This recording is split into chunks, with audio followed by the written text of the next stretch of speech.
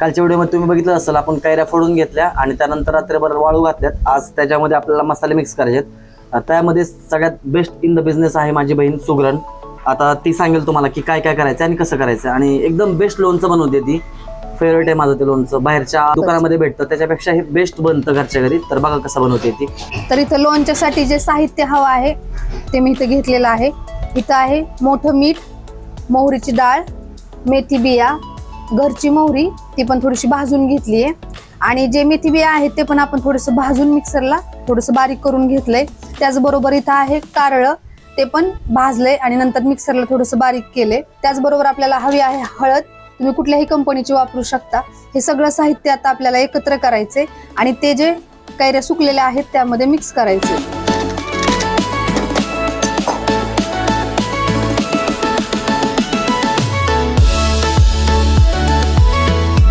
मसाले यामध्ये आपण मिक्स करून घेतलेत.